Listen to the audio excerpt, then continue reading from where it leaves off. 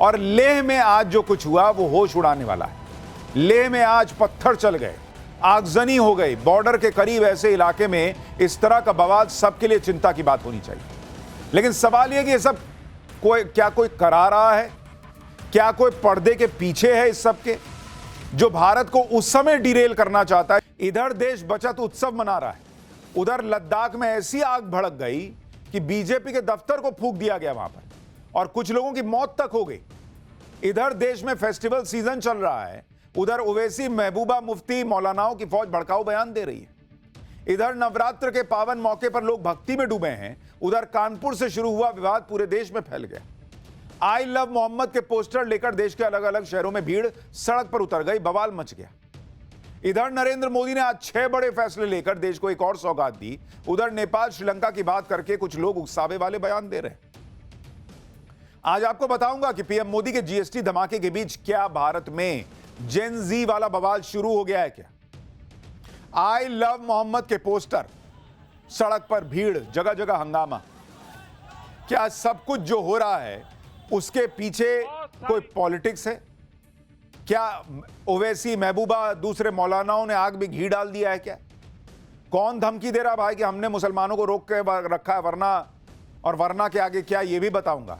लेकिन जो पूरा विवाद हुआ है, भारत में क्या हो रहा है, उसका एक ट्रेलर देखिए पहले।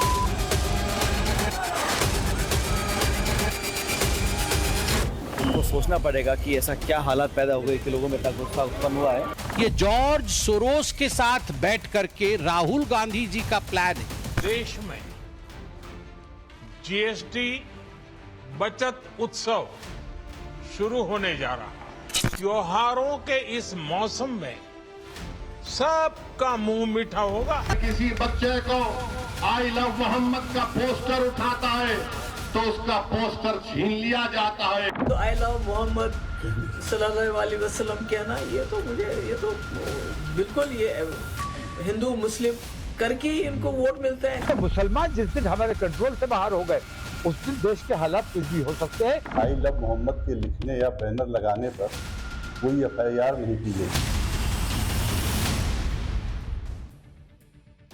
अब इसे संयोग कहिए या प्रयोग कहिए, इधर नरेंद्र मोदी ने अर्थव्यवस्था को बूस्टर डोज दिया, पब्लिक बम बम है, उधर एक ना एक बवाल सड़क पर हो ही जा रहा है।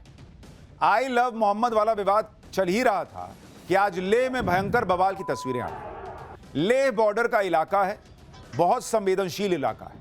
वहां पर जिस तरह की अराजकता आज फैलाई गई, ये चिंता में डालने वाली तस्वीरें हैं। बॉस आप देखिए कैसे वहां पर पूरा बीजेपी दफ्तर फूंक दिया गया, आगजनी हो गई, मुंह पर कपड़ा लपेट के लोग क्या कर रहे हैं, मर गए हैं बॉस लोग इसमें।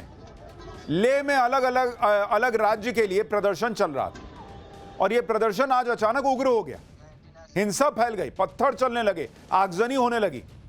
प्रदर्शनकारियों ने बीजेपी का दफ्तर फूंक दिया। पूरे इलाके से बहुत ही खौफनाक तस्वीरें आई हैं। हिंसा में 50 से ज्यादा लोग घायल हुए हैं, कुछ लोगों के मारे जाने के भी दावे हुए हैं। लेह में इतना भयंकर बवाल कैसे हो गया, यह प्रदर्शनकारी कौन है, हिंसा क्यों भड़क गई, इसके बारे में आपको पहले बता देता हूं। लेह में पिछले कुछ समय से लद्दाख को 6th शेड्यूल में लाने की मांग हो रही है। 6th शेड्यूल में देश के ट्राइबल एरियाज यानी आदिवासी बहुल राज्यों में प्रशासन से जुड़े प्रावधान होते हैं। लद्दाख में लेह एपेक्स बॉडी राज्य का दर्जा देने और 6th शेड्यूल में लद्दाख को लाने के लिए प्रदर्शन कर रहा है, भूख हड़ताल पर बैठ गया है। इसको लेकर गृह मंत्रालय की लेह एपेक्स बॉडी यानी LAB और करगिल डेमोक्रेटिक अलायंस यानी KDA से 6 अक्टूबर को बातचीत होनी। लेकिन इस बातचीत से पहले ही लेह एपेक्स बॉडी के यूथ विंग का प्रोटेस्ट हिंसक हो गया और वहां पर आज पथराव और आगजनी हो गई। लद्दाख में जो हिंसा भड़की उसे लेकर बीजेपी राहुल गांधी को घेर रही है। राहुल गांधी पर जेनजी को उकसाने का आरोप लगा रही है। बीजेपी सांसद निशिकांत दुबे ने दावा किया कि लद्दाख में बीजेपी दफ्तर में आग लगाई गई। राहुल गांधी जी इसके नेतृत्वकर्ता आपका जेनजी फुंडसोक स्टैंजिन सेपाग है, जो कांग्रेस पार्टी का निर्वाचित वार्ड सदस्य है। आग से खेलने का नतीजा क्या होगा, भाजपा कार्यकर्ताओं को चुनौती देना बंद करिए। बीजेपी IT सेल के प्रमुख अमित मालवीय ने भी लेह हिंसा के लिए कांग्रेस के वार्ड सदस्य को दोषी ठहराया। अमित मालवीय ने एक वीडियो और तस्वीर डाली और दावा किया कि वीडियो में मास्क लगाए और हाथ में हथियार लिए जो शख्स दिख रहा है वो कांग्रेस का वार्ड सांसद फुनसोक स्टैंजिन सेपाग है। अमित मालवीय ने आरोप लगाया कि कांग्रेस नेता के भड़काने पर ही भीड़ ने बीजेपी दफ्तर पर हमला किया और उसे फूंक दिया। काउंसिल हिल के दफ्तर पर हमला कर दिया गया। बीजेपी ने पूछा कि क्या इसी तरह की अराजकता चाहते हैं क्या राहुल गांधी? सुनिए संबित पात्रा क्या कह रहे हैं। और आप देख सकते हैं कांग्रेस के काउंसिलर स्टानजिंग सेपांग, ये है कांग्रेस के काउंसिलर स्टानजिंग सेपांग। ये अपर लेह वार्ड से काउंसिलर हैं, ये मेन इंस्टिगेटर हैं और अपने कार्यकर्ताओं के साथ ये किस प्रकार इंस्टिगेट कर रहे हैं इसके कई फोटो सामने आए हैं। कांग्रेस पार्टी का जो षड्यंत्र है, किस प्रकार से भारत तेरे टुकड़े होंगे इंशा अल्लाह, यही कांग्रेस पार्टी का मुख्य लाइन है। यह कोई आज से नहीं है, यह जॉर्ज सोरोस के साथ बैठ करके राहुल गांधी जी का प्लान है। बीजेपी हर कुछ वक्त के बाद एक प्रेस कॉन्फ्रेंस करती है और कहती है कि जॉर्ज सोरोस के साथ मिलकर राहुल गांधी ये सब करवा रहे हैं जो देश में होता है। तो जब आपको सब पता है कि राहुल गांधी करा रहे हैं तो आप राहुल गांधी पर एक्शन क्या लेते हैं? आप केंद्र में सरकार हैं, आप यहां पर लंबे समय से सरकार में हैं, आपकी कई राज्यों में सरकार है। अगर आप ये मानते हैं कि राहुल गांधी ये सब करा रहे हैं तो खाली प्रेस कॉन्फ्रेंस होगा बॉस। राहुल गांधी पे कोई एक्शन किया आपने? आप कह रहे हैं राहुल गांधी के कहने पे सब हुआ है, तो राहुल गांधी पे क्या एक्शन हुआ? कुछ नहीं। बीजेपी ने कांग्रेस पर आरोप लगाए। उधर इस प्रदर्शन का चेहरा बने सोनम वांगचुक भी आज की हिंसा को लेकर गिर गए। सोनम वांगचुक ने आज की हिंसा के बाद अपनी भूख हड़ताल खत्म कर दी। वांगचुक ने कहा कि आज की हिंसा से उन्हें दुख पहुंचा, लेकिन सोनम वांगचुक पर आरोप लग रहे हैं कि लेह लद्दाख में जो ये माहौल खराब हुआ, ये बवाल चल रहा है, उसमें उन्हीं का मुख्य रोल है। लोग सवाल उठा रहे हैं कि क्या वांगचुक किसी और के इशारे पर चल रहे हैं और लद्दाख को इस तरह से सुलगाने के पीछे असली हाथ किसका है? लेह हिंसा को लेकर बीजेपी ने कांग्रेस पर आरोप लगाए। कांग्रेस ने लेह हिंसा के मामले में क्या कहा है वो भी आपको सुनवाता हूं। कहीं पर भी हिंसा नहीं होनी चाहिए और हम समझते हैं कि सब लोगों को शांति बनाए रखनी चाहिए। अपील करते हैं कि हिंसा किसी बात का जवाब नहीं है, लेकिन जो घटनाक्रम हो रहा है इस पर उनको सोचना पड़ेगा कि ऐसा क्या हालात पैदा हुए कि लोगों में इतना गुस्सा उत्पन्न हुआ है। लेकिन फिर भी मैं चाहता हूँ अमन चैन बना रहे।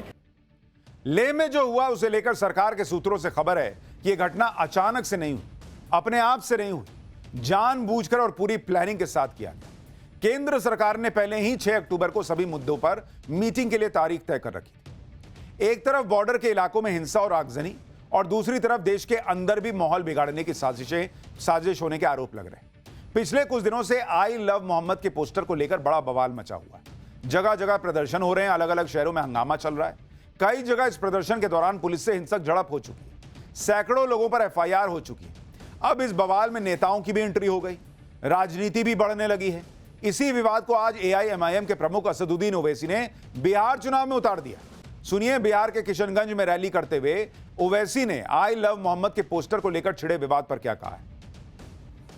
मेरे अजीज दोस्तों और बुजुर्गों, बीजेपी आज इस मुल्क में सबसे ज्यादा अगर किसी को निशाना बना रही है तो सेकुलरिज्म को खत्म करना चाहती है।